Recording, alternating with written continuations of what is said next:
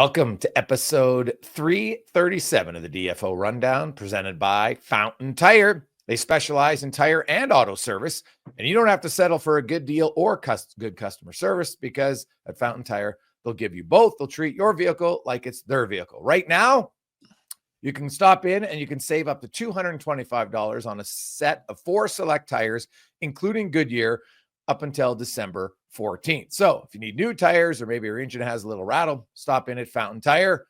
Find a location near you at fountaintire.com. I'm Jason Greger. We welcome in Frank Saravalli. And Frank, I'll say this, Alex Ovechkin is making the chase for 894 more exciting by the day. Scores a hat trick. He's now tied for the league lead in goals with Reinhart and Draisaitl, and Ovechkin's played fewer games. Heck, he's on pace for over 100 points. Now, it's super early, and there's, I think, 16 guys on pace for 100, so we know they won't all make it there. But Ovechkin looks like a guy who is just motivated heavily to want to break the record this year. And now it just seems more of as a matter of when than if he will do it this season. There's a lot of people who thought maybe it would take till next year. It almost looks like a foregone conclusion. It's happening this year. Yeah, it's ridiculous to see the way he's been able to turn back the clock. I mean, that's the thing I don't think anyone saw coming. Even with the way that he finished last year, there's no carryover directly from the summer into next season. But he seems to have found something that works, and the confidence is back to where it always was. And now you look at this assault on the record book. I mean, the amazing thing to start thinking about is not when he will break it, but how many can he add to it? How many goals north of 900 will Alex Ovechkin be just on this,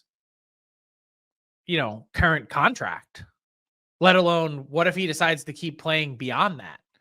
So, I mean, look, I don't want to, no one should get too far in front of their skis here, but does he have an outside, like, if he's playing this well, does he have an outside shot at 1,000? Yes, 100%. I think for sure he, 1,000 is a massive number, no question about it. And I think, honestly, the way he's playing, and I've said this numerous times, so I feel like a broken record, but the elite players in all sports can play longer, and Ovi's an elite player. And it helps when you're 6'3", Frank, at 230 pounds, and you've never really broken down in your entire career. Like, Ovi has been incredibly healthy his entire career, and that's going to help him. He's such a strong, huge man that, you know what? Yeah, he might lose a little bit of a step here or there, but his shot sure hasn't. He can still rip it. And yeah, I think, honestly, if let's say he gets to 902 or 3 this year, could he play 3 more years and average 33 goals a year? Yeah, I think it's very. I mean, it's still that's a big ask. Like, it really is. But with a start like this to the season, you will at least allow yourself to dream a little bit. Oh God, yeah. Honestly, let's just for some perspective here, like, Sidney Crosby is sitting at 599, and I hate to bring him up because anytime Ovi comes up, Sid has to come up. But Crosby is at 599. The next one will make him the 21st player to score 600. Yep. The fact that we're talking about potentially 1,000 being within scope is bananas. Yeah, it's I look at Ovechkin's ability to score goals is just, it's been remarkable how he does it. And obviously we know the one-timer, and like, Leon Draisaitl the other day, when I asked him, he goes, well, the thing is, everybody knows what's coming and you still can't stop him. Now, he obviously doesn't just score on one-timers. I think he's been pretty good around the net, and he obviously chips in some garbage goals when you have as many goals as he has. But the other kind of great story about this year was Dylan Strowman assisted on the first 11 goals by Ovechkin, and then finally that streak ended when Ovi scored his second of the game last night in Vegas, and Matty Roy got the only assist, and then Protas. By the way, Roy's off to a great start in points too. Yeah, well, hey, and you know what? Like, for a guy who missed, like, that's what's kind of impressive. He's not an overly offensive-minded defenseman, and then he got hurt in the second period of the first game, so then you're out for 3 weeks or a month, and He's looking like a guy who's not showing any rust, and he's not necessarily an offensive player. Like the Capitals offense, Frank, this year, it's not just Ovechkin. Look at Dylan Strome's season. Dylan Strome's got 26 points. Connor McMichael is 1 goal back of Ovechkin. Yeah. Like they've had a complete turnaround. They were one of the worst offenses in the NHL last year. And now they got guys coming at you every shift. Frankly, they were boring to watch last year. Fair or unfair? Yeah, totally. They didn't give up a lot. Their goaltending was great when needed to, and they would win like low scoring games. Yeah, it wasn't riveting hockey, to say the least. And so Strome is piling up the assists on Ovi goals. You've got McMichael on track for north of 80 points, which is an incredible coming out party.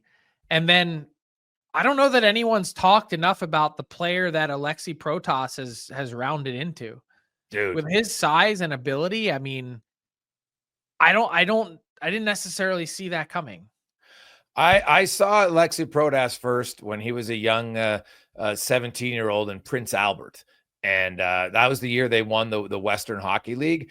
And he was even at 17, he was so much bigger than everybody else. But you could see the raw ability that he had. And, he's just really come into it. I remember talking to a Washington scout when they drafted him, and he was giddy. He's like, honestly, I think this guy, once he fills out, because he's so big and he's so strong, and it'll take a few years to really get the strength to move his frame around. But yeah, he's a point of game player. Like you mentioned Dylan Strome, Frank, he's got 11 assists on Ovechkin, but he's got 10 assists on other goals. Like he's got 21 helpers so far this season. The Capitals they're legit. There's no question about it. They are legit. Well, Protas is the interesting thing about this year's Caps team is if you look at the ice time of their forwards, it's really, really evenly distributed. Tom Wilson is leading the team in ice time at 1836 among forwards. Everyone else is in the 17s or 15s. Strome, 1729. Ovi, 1749. McMichael, 1715. So if you think about it from that perspective, Ovi's ice time is down 1.5 minutes per game, and he's producing more. Well, Isn't that he's rested? Well, you say resting. I'd say that's the mark of a really good coach. Someone that is getting the most out of his guys without having to overtax them. Yep. And, they've had a few leads in games, so that helps, Frank, right? You don't have to ride guys a little bit like that. But, man, the Capitals, the more you just look at the Metro Division right now, you've got the Carolina Hurricanes absolutely killing everybody. And you got the Washington Capitals playing great. You got the New York Rangers, who are still a really good team. Lots of people had them as a cup favorite, as they should. They got a great goaltender. They got depth all over the place. And, the New Jersey Devils, I know they've played way more games, like 5 more games than everybody else. So that, they're probably the 4th best team when you look at points percentage wise. But you know what? They've all been really good. Like the Rangers are below the Caps and the Hurricanes. Right. And like the Hurricanes are just, I don't know if you saw that game yesterday, St. Louis, they spot him a goal almost. And then they're like, okay, we'll take over. And there's another guy, Frank, who we've talked about this for years in Carolina. The one thing that Carolina's never had is a true dynamic elite offensive player, right? They just haven't had that. And Martin Necas right now, he's got 30 points in 17 games. He had 4 more points yesterday. Like, he's starting to look like that player. And when you have a guy like that, it changes everything for the dynamics of your team. Like it's a massive impact for your team. It allows everybody else can kind of be comfortable in their role. And that bridge deal for him, he's going to cash in massive. The Hurricanes look like they're going to get 2 great years of value on it. But it's huge for that organization. It's the one thing that I felt has always kind of held them back come playoff time is we don't have a game breaker. And right now, he's looking like a game breaker. It's not even so much a bridge deal as it was a Band-Aid. Yeah. Here's the big thing, though. Is it sustainable? Fair question. Matt, his speed. Previous career high is 71 points. He's like closing in on halfway there, a quarter of the way into the season. His career high in goals is 28. Yeah. He's already got 11. So here's the question I would say. So Marty Necas had 5 years, right? And one of them was 71. And then he had 53. If we look at a guy, and I'm not comparing them, but we've seen other players do this. Nathan MacKinnon's first 4 seasons, right? 36, 53, 53, you know 63. who you're comparing him to, right? No, I'm not comparing him to, I'm saying guys can break out. I'm not saying he's going to be a 140-point player, but could Marty Necas suddenly after year 5 get really comfortable and now be a 90-point guy? I don't think it's crazy to think that. His career average over an 82 game season is 56. Yeah, what was McKinnon's after his first 4 years? I will refuse to even acknowledge that as a comp. That, like, pick another player, please. I'm just Nathan using McKinnon guys was in the number Brad one overall Marchand. pick. Brad Number Marchand. 1 overall pick that, like, already burst under the scene. Nathan MacKinnon's first season in the league as an 18-year-old is Marty Necas' career average. Like, please, if you're going to have the argument, pick another guy. Okay, I just said Brad Marchand. Okay. Let's see. Brad Marchand, first 5 full seasons. Go look at the Sedin's first 5 years. Okay, so There's he averaged guys, 52.1 during over 82 games during his first 5 years. And since those years, 1, 2, 3, 4, 5, since those years, he has averaged 88. Yeah. So he went from 52 to 88. Henrik Sedin, 34, 32, 31. Another 54. number 1 overall pick. You can't do that. Sorry. Well, I don't care where guys are drafted 5 years after the draft. It's irrelevant. I totally disagree. We're talking about totally different ceiling of player. And that's the whole question that we're surrounding ourselves with Marty Necas is, and not to say he was, obviously at 12 overall, still a high-end pick, but the big question here is, what is the ceiling? That's what we're talking about. Well, I think it's impossible to predict his ceiling. All I know is he's showing us that this guy's capable of being an 85-point player, if not more. Okay, yeah, 85 points I would buy because he's already been in the 70s. But Marty Necas is going to really have to slump based on this start to end at 85. Okay. But you know what's funny about that, Frank? You say you can't compare to the Sedins. You know how many seasons Daniel Sedin had over 85 points? 1. People have to be realistic at times about their comparisons. The Sedin's 5 first years took him a while to get comfortable. European players, same as Marty Necas. Then he has, they had really good 80, 70, 80-point year. I don't think it's outside the realm at all that Marty Necas can become that player. So Marty Necas, again, that would be 55 more points in the final 65 games of the season. So he'd be well south of a point per game. Yes. So you're essentially saying by getting to 85 points that he's going to essentially go back to being a 71 point in 82 game player. No, you're answering the question for me. No, I'm not saying that. I'm saying consistent. He could be around. I think you become an 85-point player, not once, right? To me, I think Marty Necas is a guy who's going to be on average easily could be over a point a game guy for the next 5, 6, 7 years. It wouldn't surprise. His speed is out of this world. He's one of the fastest guys in the league, right? It's got a good release. But that's not what I asked. I just asked what is sustainable. That's all. Yeah. Well, I think 85 points is argument, but okay. So 85 points is sustainable. He's the rest of this year that would put him back at where he was. So then we're saying that this start is a bit of an aberration. Well, I'm putting the 85 as a low bar. I think I won't be shocked if Marty Necas finishes with 100 points. 30 points in 17 games is a hell of a pace. Yeah. So if he goes, but if he drops, but most guys are going to drop. It's like every year, there's 16 guys on pace for 100 points. We're not going to have 16 guys with 100 points. Mm-hmm. Okay. Right? So from one end of the NHL skill spectrum to the other, what'd you think of the Ryan Reaves hit? Well, it's a clear, do I think the guy's trying to aim at his head? No. Does he make full contact on the head? It's a no-brainer that it's clear contact on the head. Everybody saw the hit. It's it's awful. He's going in, his stick's on the ice. If you watch the play, right? His stick's on the ice. He just catches him in the head. If he catches him in the shoulder there, people are like, oh man, that's a great hit. And we're talking at high speed within inches, right?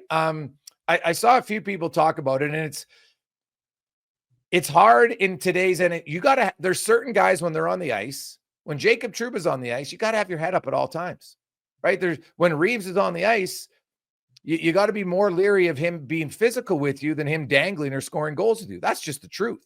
So it's a hard hit. It's obviously worthy of a suspension because any replay will show its direct first contact was the head, right? So I can't really argue with the suspension whatsoever. Can you? Not at all. And I think 5 games is totally appropriate. I also don't think he was going down not that intent matters, but I don't think he's going down the ice saying, you know what, I'm going to smoke Darnell Nurse on the chin. Yeah. I don't buy that for 1 second. And people are saying, oh, dirty player. He's a headhunter. This is why he's here. He can't play. Look, I think the execution was really poor. Period. Full stop. And it's a hit that we don't need. Now, watching the replay again, and Pat, if you could throw it up here one more time, does Nurse realize at the last second that Reaves is coming? Does he stop striding one half stride? And I'm not saying, again, it's the onus is on the player hitting. There is zero part of me that is issuing any blame here for Darnell Nurse. I just want everyone to be clear. But if you watch the hit, if Darnell Nurse takes one more half stride, does Reaves not have it timed perfectly and catch him in the shoulder? Yeah, it's I don't know, hard to say. I did read Topher Scott talking about how players and at younger ages now more than ever, got their head down too often. But in a quick game, sometime you will. I don't know if I watched just the replay we watched again. I don't know if he took. I think Reaves might have thought he was taking more of a different angle out, right? Because the game's so fast. I think we have to remember that you try to time your hit, thinking. And if a guy all of a sudden maybe cuts back a bit, like he still hit him in the head. That's my question: is if he was planning on having Nurse take one more half stride, does the hit look different? Yeah, and I don't know. I think we'll never know, but no. And I think we have to.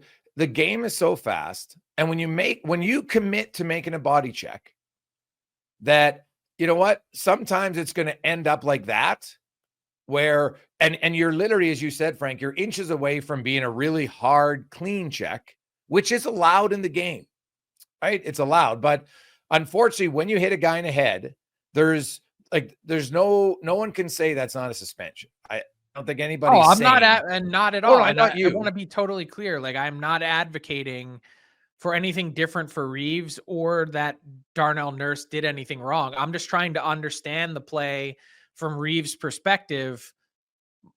He obviously didn't time it right. That's really what it comes down to more than anything. Because again, just think about Nurse making one more half stride. Instead of getting this way, you're getting him full on. That's how I look at it. It's a pure math problem. It's geometry. Yeah. I guess I have to get in the head of a guy. Do you know if the guy, if you're timing his speed, right? Like, certain guys skate faster than other guys. Yeah. And lots go into it.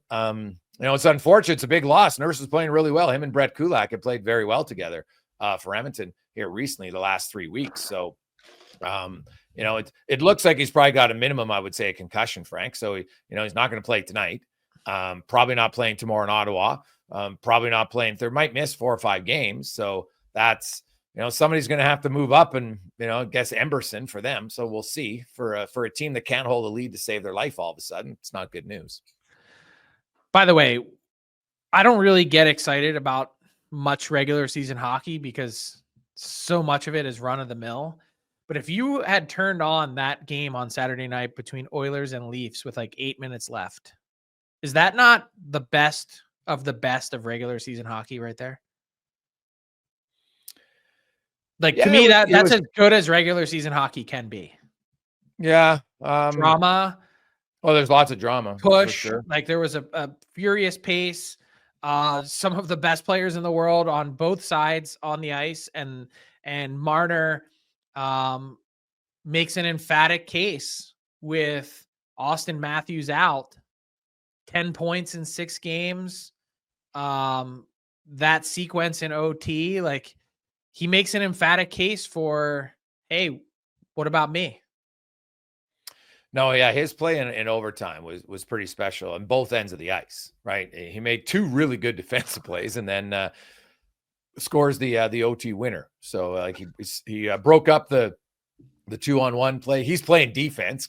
And I say this, I love that Toronto went with 2 forwards and a defense. I don't like when teams go with 2 defensemen and a forward and 3-on-3. I just want to say that. I love it when it's 2 forwards and a defenseman, just me. Is it a little bit more high end? Yes, because Frank, at times, some of the 3-on-3s this year have been awful. You got guys retreating back. It's painful. It was so good and pure the first year or 2 that it was installed. And just like anything else, it's been harpooned.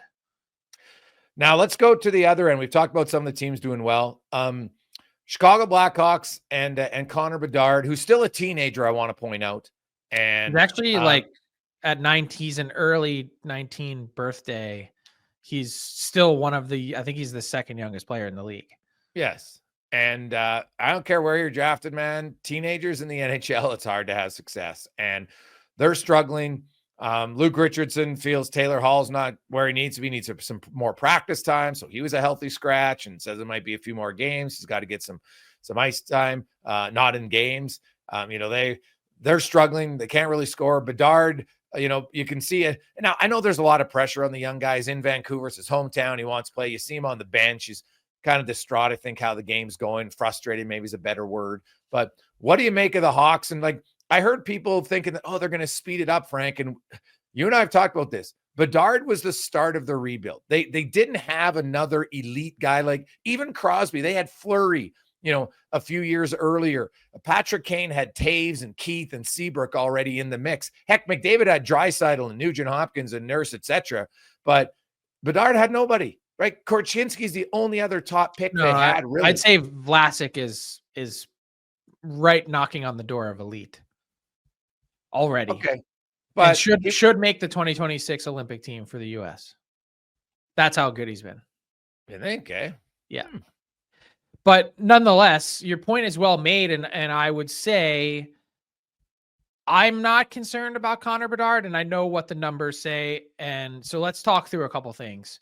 9 straight games without a goal, 4 goals in his last 31 regular season games dating back to last season. He has seen time on the wing this season because the Hawks feel like that's the best way to try and get him going and take some pressure off of him, that he spends too much time not wandering, but chasing in the defensive zone. And so they've tried to free him up. He's played basically with 9 or 10 different line mates in the last handful of games. To me, and look, I know that someone is going to say, hey, when you're that good and there's that much hype and pressure and attention, you should be able to drive play on your own. Watching the Chicago Blackhawks, the biggest impediment to me for Connor Bedard is not having any help. And thought it might be better this year, and so far it's marginally better for surrounding him with better talent. Yeah, it's just, I think it's a reminder for management that, you know what, this is not going to be as easy and as smooth and as quick as I kind of got a sense some people were thinking that it was going to be here, that somehow they're going to, put some rocket fuel into the rebuild. It's hard to do, man. We've studied this lots, and it's, I know they've been in it long already. That's the problem. I think they were in a rebuild, but weren't in a rebuild. They had some losing seasons, and then they finally kind of committed to it. But they've really only committed to it, Frank, like 2 years ago. I mean, look at like Teuvo Teravainen started the year with 7 points in his first 5 games. He has 1 point in his last 13. Tyler Bertuzzi is on a milk carton. Taylor Hall is a healthy scratch. Like, these are some of the support pieces that we thought were going to help prop up Connor Bedard. Yeah. That's not helping. So that hasn't been good enough. That said, and I don't think anyone's under any disillusion that the Hawks are a good team. However, I would also, if you take a more holistic look at their season, and I think everyone would feel a lot different about this Hawks season if Bedard was producing at the pace that he was last year. Like if he's scoring and he's piling up points, I don't think anyone looks at their record of 6-11-1 and says, you know what? That's horrible. I don't think that's the case. But I look at Saturday night and I watch that game and I'm not like, oh, the wheels are falling off. Vancouver's a good team. The Hawks are down 2-1, and the Canucks, they outplayed Vancouver the first period, and the Canucks scored 2 empty netters to win. Yeah. The Hawks had a lead over Winnipeg late, blew that. Like if you hang on in some of these games, you give this team 2 more wins. If they are 8-9-1, all of a sudden it's a totally different feel. And so for whatever reason, because they played on Hockey Night in Canada on Saturday, and Bedard was in Vancouver playing his first game there, and he has a slump that's going on, everyone kind of looks at this and says, oh, their hair's on fire. What's happened? This team is lost. And you read the social media commentary, and then you read the commentary wherever it may be from beat writers, and it's like, to me, things really aren't that different than they were 2 weeks ago. It's just you want to point to certain things that have become focal points, and you need a hot take. Yeah, I cautioned at the start of the year about Chicago.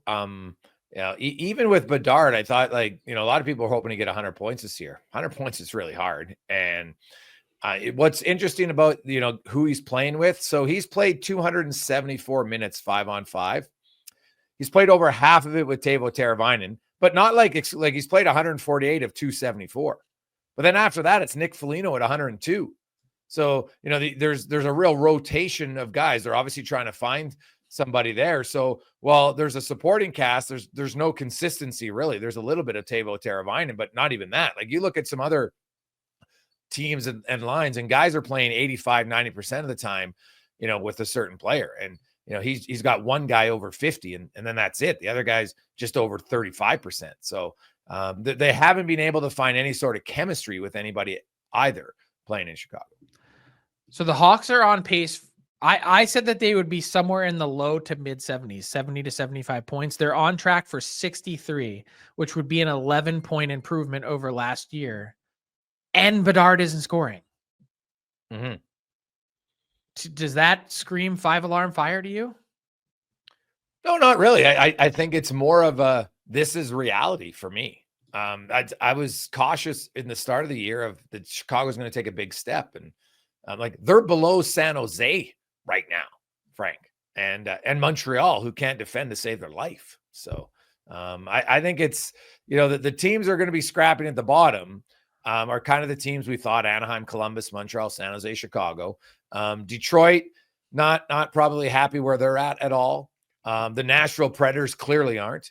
And now they did get a big win last night against Vancouver. It was a very needed win. And I look at Nashville, Frank, and I know it's super early, but if we just kind of realistically look at teams in the West and you say, okay, Winnipeg, Minnesota, Dallas. Really not that early anymore.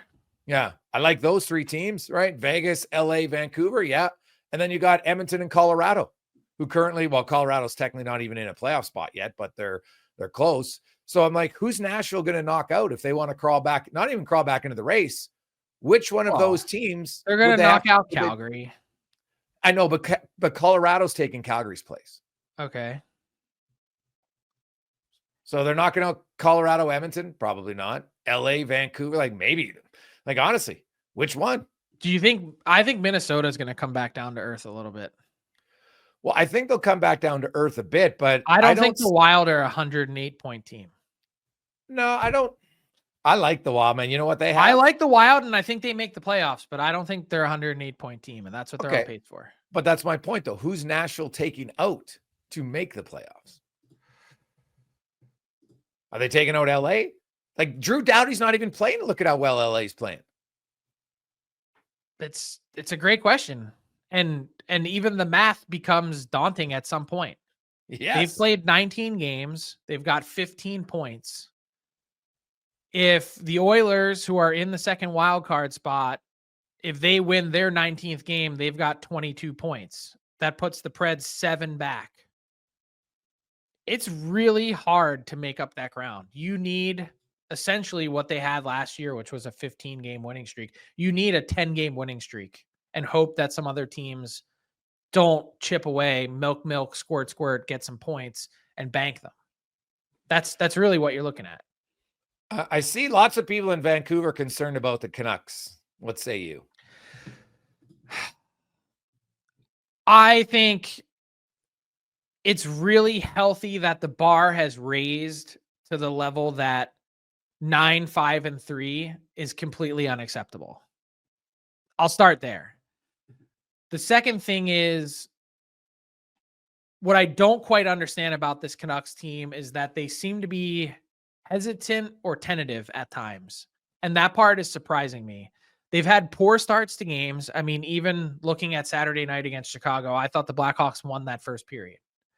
And by the way, watching Ilya Mikheyev score a goal, an actual goal in Vancouver, the guys on the bench had to be like, come on, now you do this? Where was this like the last 50 games of last season and maybe even just once in the playoffs? Like, are you kidding? He couldn't score in the ocean last year. That aside, I thought it was really interesting that Rick Tocchet curtailed JT Miller's ice time on Sunday against the Preds. That part is a little bit concerning. They've had a lot of sort of stern warnings from Rick Tocchet to this point, including his heated press conference earlier in the week for him saying, hey, don't ask me about individual players because I'm not going to go there. And he also took a lot of it on himself, but I don't buy that either. Like the coach doesn't put on skates and play. So I get that he wants to bear the brunt of it for his team, but it's odd that they've gone from two varying stretches. Like it's like they're binary this year. They're either on or they're off. And they had a 5-game, 6-game stretch where it was like, man, this team figured it out. And a lot of it's been on the road. They had a longer road trip and it was like, hey, they came back and I'm like, man, the Canucks are about to take off. And then they get home and it's like the wheels fall off and they don't look the same. So I can't really put a finger on what's ailing the Canucks. Well, what you said earlier, I think is valid. That the bar has risen in Vancouver for expectations is great, but I think there's something pretty important to me. Like Shelov's he's got an .850 save percentage. You know what? Lankinen's dude, it went up by 50 points over the weekend. Yeah. Now Lankinen's last few starts, right? I thought maybe got fatigued, but here's the thing: they haven't had Demko back. When Demko comes back, I think everybody else exhales. Now, obviously, there'll be a few questions. You know, it's an injury we haven't seen guys play with, so there'll be a little bit of concern there. But they don't need Demko to post a 925 or a 920 or heck, even a 915 in today's NHL. They just need him to be solid. And you know, if he's a 910, I think Lankinen got a little fatigued. Frank, I think they had to play him too much. He was playing great. And Shelov's was really struggling. So I think when you get Demko and Lankinen, because Shelov's doesn't require waivers, you can send him in the minors. You got to play a lot. That makes tons of sense. And I think that will just, I think, calm the waters down a bit. The bar is fine, but I think it's too early to panic in Vancouver. Way too early. I agree. I mean, with as well as they've played in stretches, it's not like they don't have it. I'd be a lot more concerned if we haven't seen it to this point. And it's the inverse of the Nashville thing that we just talked about. The math is heavily in their favor now. 9-5-3, they've banked enough points that not saying you can give them away, but they're in a lot more comfortable position than a team like Nashville, which has so much ground to make up. When you have an edge, it's really hard to lose it in today's NHL in the standings. Yeah, you got to really tank. It's totally valid. Let's bring in Tyler Yaremchuk to the pod. Ty, how you doing? I'm doing good, boys. I'm back with a new edition of Buy or Sell, brought to you by our friends at Bet365, the largest sports betting platform globally. Download the app and use the promo code NATION to get in on a huge range of markets. Also, you can check out the latest future odds in the NHL, which they're always updating, and that is kind of where I'm going for a couple of these buy or sells today. But first, what would you, if the over-under was 99.5 for Alex Ovechkin's points this year, would you be buying on him getting to 100, Gregor? You think he's got it in him to be the second oldest player ever to hit that mark? God, he hasn't hit the century mark in like 14 years, I don't think. So 100 point, that's never like Ovi's never been that big of a playmaker. He shoots a lot, which is fine. So I would sell. I would take under 99.5. I'd love to see it. It'd be an unbelievable story, but that's asking a lot. Heck, breaking the record and getting 43 goals and then up to maybe 50 goals. Right now, if you ask me on 50, I'd probably buy on that, but I will sell on 100 points. Yeah, you'd have to give me some serious odds to want to take 100. Like, what kind of odds would you need to give me? Probably like plus 275 or greater. What kind of odds would you need on him breaking the record? Because Bet365 does have that. Breaking the record this year, sorry. What's the number? Yeah, what are the odds right now? I'm taking it. Plus 105. Oh, geez, that's not even much, but still probably take. I think he's due. I picked him at the start of the year to do it, so I'll stick with it. But like he might now, like it looks like he's going to reach 900 this year, which is unreal. That means he'd score 48 goals. Yeah. Yeah, 105 is not enough to make me get off my ass. All right, let's go to this one here. A struggling team, and it's weird to even call them struggling because their record's not bad, but you guys haven't talked about them yet on this pod. The Boston Bruins. Every time I seem to go on Twitter and I click around different Bruins reporters and fans, it's like, oh man, Montgomery's on his last legs. You buying or selling that Jim Montgomery's on the hot? Actually, let me phrase it this way. Jim Montgomery will be the Bruins head coach at the end of the month. Buy or sell, Frank?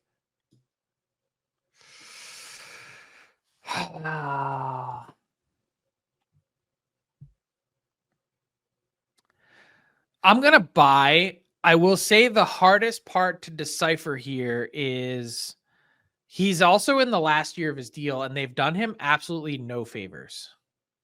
So the fact that they either have, like, to me, either you extend him now and just put everything to bed and say, this is our guy, and players suck it up and get used to it because this is what we're doing.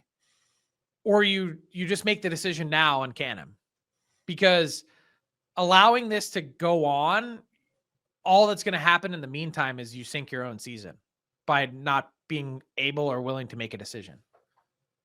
Now, am I presenting that in too black and white of a picture?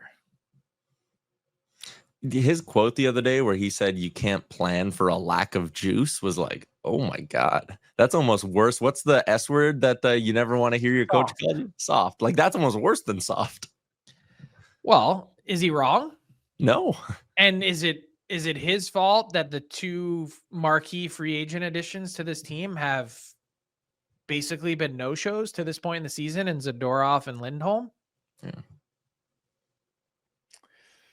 Yeah, I would buy on him being the coach at the end of the month, and here's why. The next 2 weeks here, the final, what's today, the 18th, final 12 days of the month, they got Columbus, Detroit, Pittsburgh, Utah, Islanders, and the Canucks. They're not playing Murderers Row this month to remain. So could they go 3-2-1? Yeah. Now maybe that won't be enough for the management team, but I would think he would be there by the end of the month for sure. And then after that, they start next month, guys. Montreal, Detroit, Chicago. Like they can feel good about themselves. There's not a stretch where they have a real, tough stretch of games with a lot of really good teams at any point, right? They do have that 5-game Western road trip, Winnipeg, Seattle, Vancouver, Calgary, and Edmonton, and that comes in the middle of December. But I think, they'll be able to maybe salvage themselves and look a little bit better because of their opposition here for the next 3 weeks. There you go. Schedule guy Jason Gregor strikes again. Also, though, Greg, sometimes those are the games that do get you fired. Edmonton, San Jose last year. Yeah, well, yeah, but that was that's fair. But I look at Boston, and I thought they were like the Lindholm one, guys. I'm gonna say it doesn't shock me. Well, it doesn't shock me because he started so slowly with the Canucks last year. Oh yeah. I think he's one of those guys that's generally pretty sensitive and probably takes a little bit of time to get used to his surroundings. Hmm. I don't have any concern that he's going to rebound based on what I saw from him in the playoffs last year particularly against the Oilers. He was a pain in the ass to play against. Yeah. And I think the Bruins are a good team that has vastly underachieved this year. I still think they're going to be a good team when it's all said and done. Are they going to remain 26th in the league in goals against all year? Is Jeremy Swayman really going to kick an 888 all season long? I don't think so. Yeah. All right, last one I got for you guys. Going to the bottom of the standings, where right now the Chicago Blackhawks are dead last in both points and points percentage, but they aren't the favorites to come dead last in the league. I know that's a bit of a weird sentence to put together, but Bet365 has the odds up, and the Hawks are still 7-1. It's the San Jose Sharks who are almost even money to be the worst or to have the worst record in the NHL this year. So Sharks or the field, which one would you buy on to come dead last in the league this year, Jason? Whew, that's a good question. I would still take the field because I think I think Montreal is a strong candidate for that. Chicago as well. I think the Sharks can't retain any salary guys. So I'm not sure how many guys are going to be able to move out at the NHL trade deadline. So I'm not sure we'll see a mass exodus of them. And obviously they're trying to play some of their young guys. So no, I think San Jose will not finish dead last. I could be on board with. I think Montreal would be a really solid pick, and I don't think you can count out the Blue Jackets either. They were one of the best stories in the league and had an unbelievable start, but since that period in time, they are just doing the math on the fly here, 1-6-1 in their last 8. They've got a pile of injuries. The vets that have been taken out of that lineup. I mean, and all the shoulder injuries that they have been so bizarre. I don't think I've ever seen a team with that many shoulder injuries. So, I think there's probably 4 teams that are in the mix. Like, I don't think you can rule out the Hawks either, but Hawks, Sharks, Blue Jackets, Canadians, like, I'm thinking Mike Matheson's going to be a pretty interesting pick. And by the way, at the deadline, I should say, what about the Ducks? Can we really rule out the Ducks from being in that conversation? I can't, not based on the way that they've played to this point. No, it's fair. Anaheim seems to have gotten a little bit more competitive here as of late. But there's still they're a strong candidate. Yes, you can't rule them out, right? And they've got they got a lot of injuries there too, right? McTavish and Fabry and Cam Fowler, so it's not ideal for them either. So, and they got a lot of guys, Frank, who are UFAs, and some of them don't have huge cap hits either. Like, we could see Pat Verbeek move out quite a few guys at the deadline in Anaheim. Yeah, the Ducks and Hawks both 7-1 to be the team with the worst record. The Blue Jackets right in the middle at plus 350. There are only 4 teams with points percentages below 400. One of them's Nashville, who you can still get at 200-1 to finish with the worst record. What about Pittsburgh? Pittsburgh's 50-1.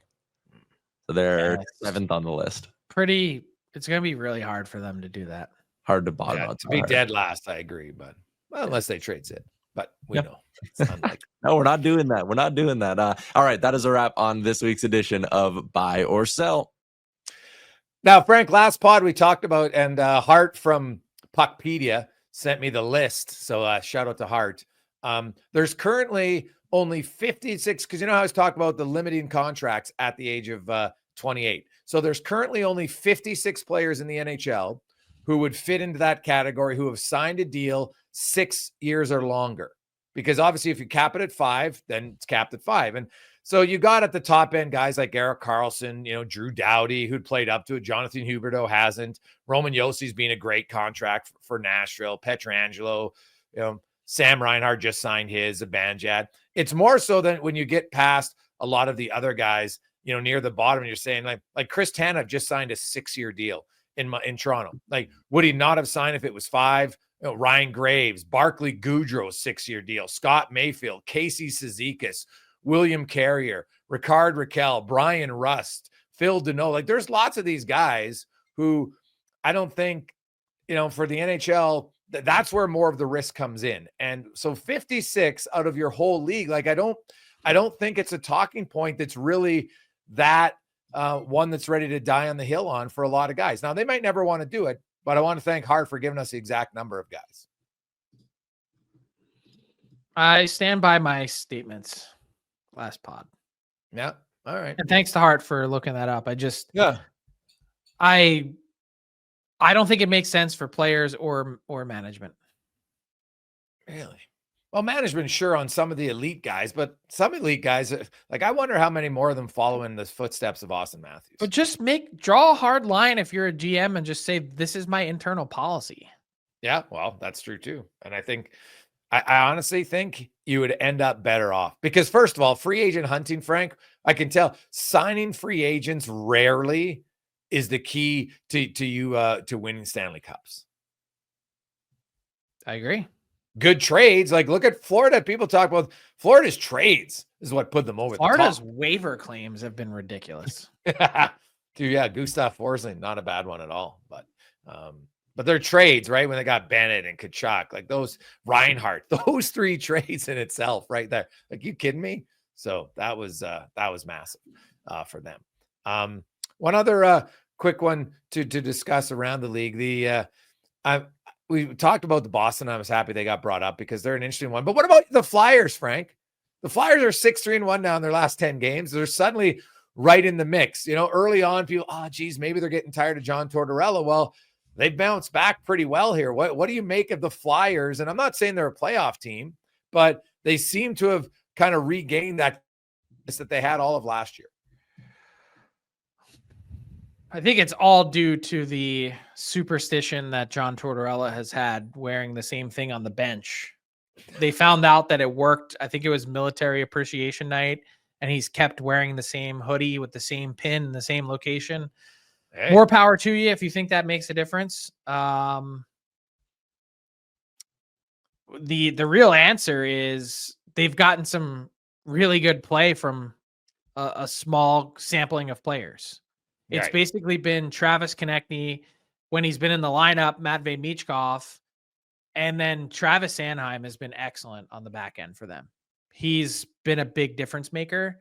And look, I don't think anyone watched their start to the year and said, hey, this is a team that is going to finish in that conversation for number 1 overall pick, as we just talked about.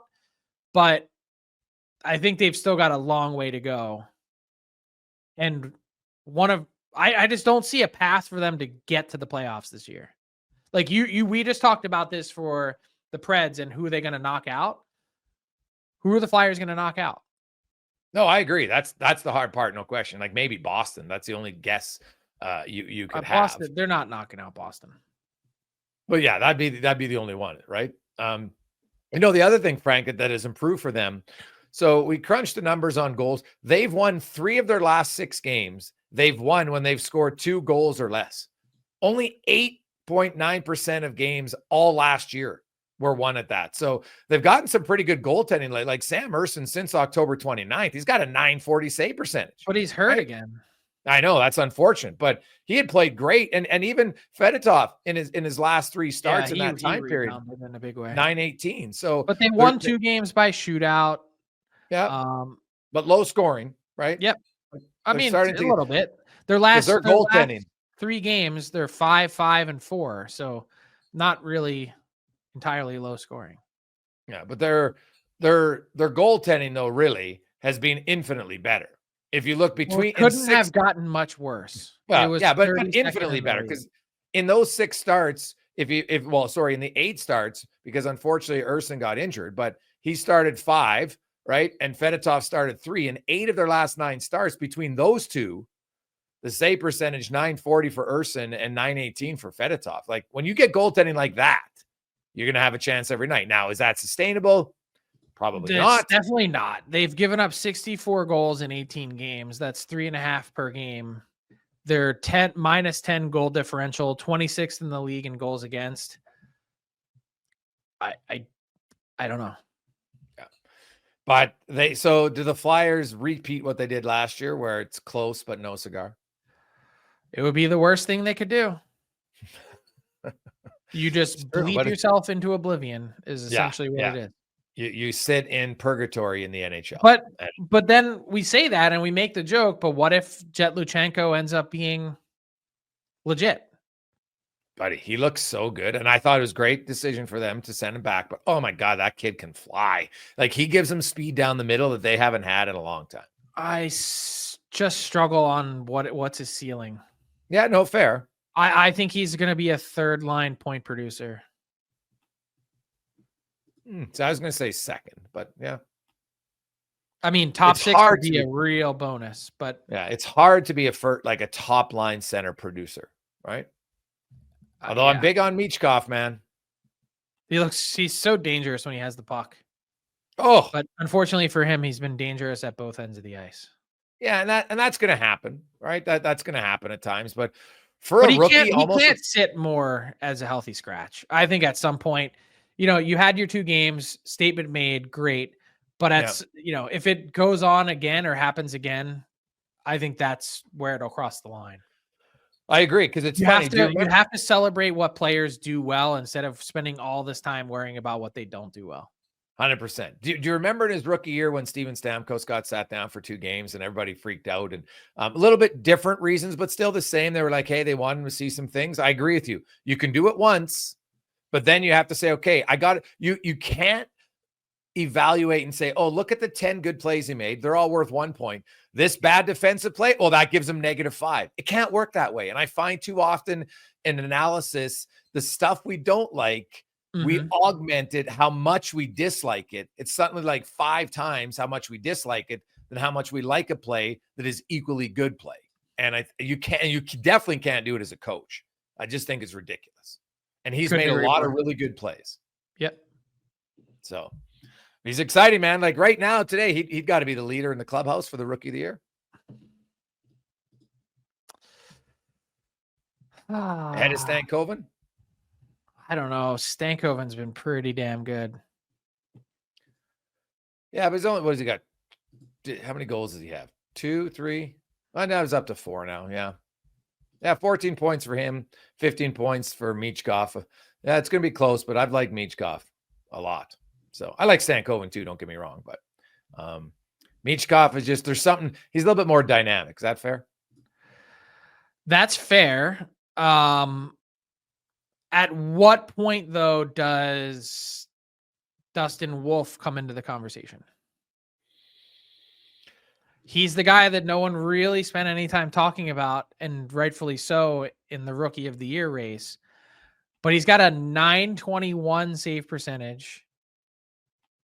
And we just talked about the death of the .900 save percentage and how the league average has slipped. He's like,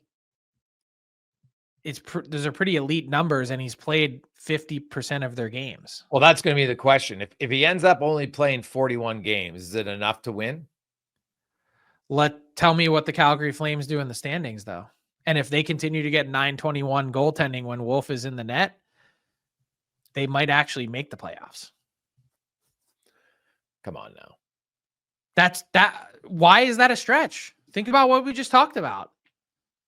Well, I would answer the question same as Nashville. Who are they beating out? Colorado, Edmonton, LA, Vancouver, Vegas. You don't think the Flames could beat out the Kings? No. I've liked LA. And like I said, LA's played this well without Drew Doughty. I've liked LA's come back to earth a little bit. Yeah, I think the Kings just got more. So I'd be surprised.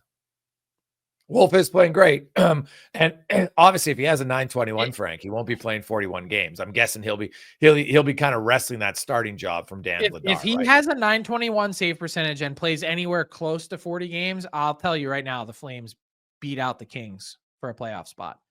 If the Flames win their next game, they'll have played the same number of games and have the same number of points. All right. It's not that crazy. And you can't turn around and tell me that you think the Kings are world beaters. Oh, I don't think they're world beaters, but 921 to maintain that is. That's why I said if he maintains. But if he maintains 921, how long until he's in that conversation for the Calder? Yeah, I think if he ends up the season with 50 starts, I think he's in. If it's only 41, and I base that on what voters have done in the past, when 1 year if you look at guys who have lost out due to injury, it's happened quite a bit for the Calder. So like games played seems to matter a lot for people in the Calder. Well, it's been since Steve Mason, our friend Ryan Clark at ESPN, just wrote a great piece about why goalies don't win the Calder. So go check it out. Yeah. Wow. I'm guessing games played is a factor. Yeah, look, it's a fair commentary. I just think being that young and playing that much as a goalie when goalies are playing less in general, I think we have to readjust our expectations. All right. That was a fun pod. Edition 337 of the DFL Rundown, brought to you by Fountain Tire. Stop in now until December 14th. You can get a select set of 4 tires and save $225 off, including Goodyear. Find a location near you at fountaintire.com. Frank, have a good week. We will chat with you on Thursday. What's up, hockey fans? If you enjoyed that video, then you need to be hitting the subscribe button right here at Daily Faceoff. Exclusive interviews and analysis from our hockey insider Frank Saravalli, fantasy updates from Brock Sagan, and a daily live show at noon Eastern, Monday through Friday. You don't want to miss any of the fantastic content, so hit that subscribe button.